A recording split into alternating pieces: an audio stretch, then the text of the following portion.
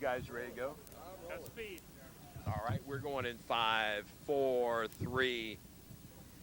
On Hanging With today, we're going to be talking with a young man who was a star in ECW, currently a mainstay in the WWE roster, and we were proud to say a part of the HWA, my good friend Stevie Richards. Stevie, welcome aboard. How are you? A long time no see. Yeah, it's been a while, but you're up here, and we're catching you on TV every week now, and looks like things are going well for you.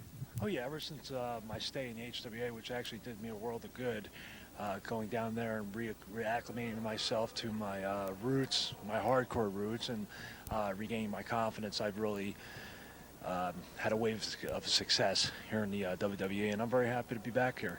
Good. We're talking about ECW. Let's back up. That's where you really first made your name, and part of that was you playing other people's characters. Yeah, basically I had no originality to play my own character, so I had to steal everybody else's gimmick. But it worked for a while, the parody character that I was doing, and it's actually something I'm actually not really most noted for, which I was before, besides the Blue World Order. The thing I'm most noted for still to this day is the right to censor, which I did here in WWE. Right. Let me ask you about that. You know, a lot of people talk about typecasting. Do you feel that that happened with the right to censor? Although I thought you fit I thought you did the character well. Oh, well, thank you. I mean, it wasn't really that much of a stretch because I'm kind of conservative with my beliefs, not as much as the Parent Television Council, which is the real RTC, not as conservative as they were, but I'm still basically a conservative guy. And it was easy to put some of my beliefs into the character. But no, I don't think I'm typecast right now because I basically changed the way I look, throwing my hair out, growing some facial hair, changing my body around, changing my ring style. And here in the WWE, you're constantly reinventing yourself. So I can't say I was really typecast. You know, one of the things I'd mentioned, we talked to Tommy Dreamer earlier, is that being an ECW, which was more a hardcore promotion, I got to see more of the real wrestling side of Stevie Richards and Tommy Dreamer when you guys were in HWA, and a lot of the fans don't get the chance to see that you guys are very good mat technicians. Oh, I appreciate that. I wouldn't say that I'm a very good mat technician, but I'm better than I lead on, and I just know what works. You know, Tommy knows what the fans expect from us, and that's what we're here to do, to give the fans what they want. On one hand, being a hardcore wrestling, doing all the things that me and Tommy did here in the WWE with the Singapore Canes, with the chairs, with the Hardcore Championship, it's a double-edged sword. It's a really good thing because people pay attention to what you do, but it's a really bad thing in some ways because how are you going to top what you did last week? How much more violent can you make it? Yes, exactly. And of course, that's one of the things that they're trying to do now is settle things down, get a little more back to the old style, if I dare say that, simply because the injury roster has been longer sometimes than the active roster. Oh, absolutely. You know, any period of professional wrestling, it's dangerous. It's just as dangerous. You can just go out there and do basic wrestling holds and end up getting hurt. It's a very dangerous business, which a lot of people actually don't know. They think this is easy. They think this is not very physical, when it's actually very physical. It's more physical than people actually know. Very much so. And you have had your share of injuries as well. Would you like to run down that laundry list? Oh, how long's your show? I went through a stretch in my career where I basically had a bad luck streak of injuries, which every athlete and everybody has. You know, I had a broken neck. I had 3 herniated discs. I had problems with paralysis and stingers and stuff like that. And but that was way back in 1997. And even when I got here, I went through a little string of having like a broken foot, problems with my knee. But every athlete endures it here, and you just got to tough it out and realize what we all realize, and what we're all programmed to know. Well, sure it hurts, but it's going to hurt anyway, so it might as well work. There was at one point, though, talk going around that Stevie Richards was not coming back to professional wrestling. Am I correct? Yes, because Stevie Richards felt like he wasn't able to come back to professional wrestling, but something in my mind or whatever just said I can't live without this. And that passion. Yeah, passion. That's exactly what drives any guy here, any guy in our business to do better, to do things that a normal person probably couldn't do or shouldn't do. Right, exactly.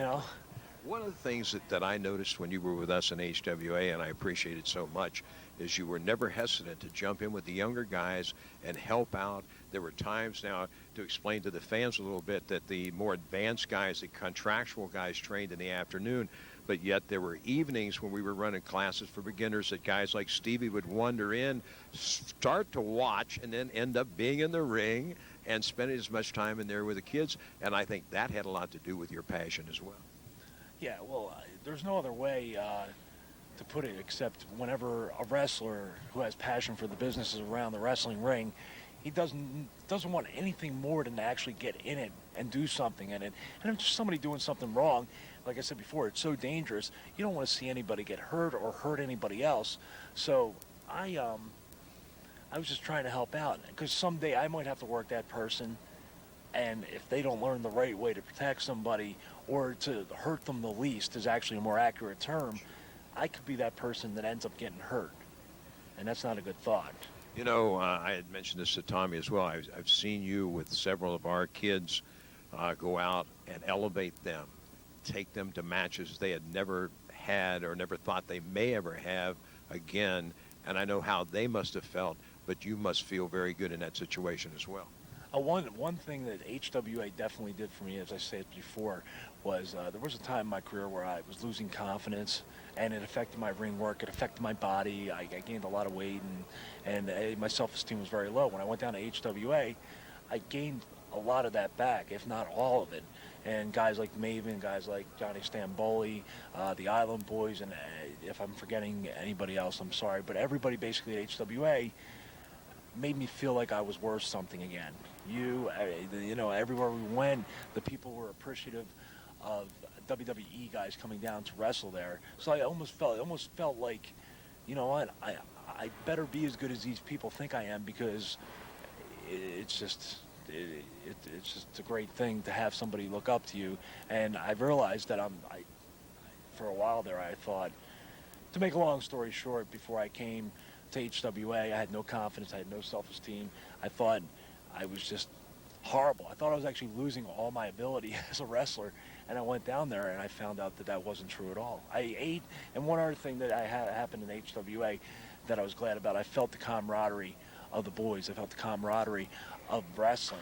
We had a great crew there. Yeah, we lived, slept, and ate wrestling 24 hours a day, 7 days a week, and we experienced stuff together. We all bonded, and we all came out of it like a little family. And I always tell everybody that HWA probably, was one of the best things that I ever had in my career. Wow, that's a great compliment for us, but I want you to know that it's people like you that make me proud to be a part of this business, and realize, as an old-timer, that for the young guys, there's still a lot of hope, a lot of respect, a lot of passion, and we want to wish you nothing but the very best in your future, and we hope that is going to last the next 20 or 30 years.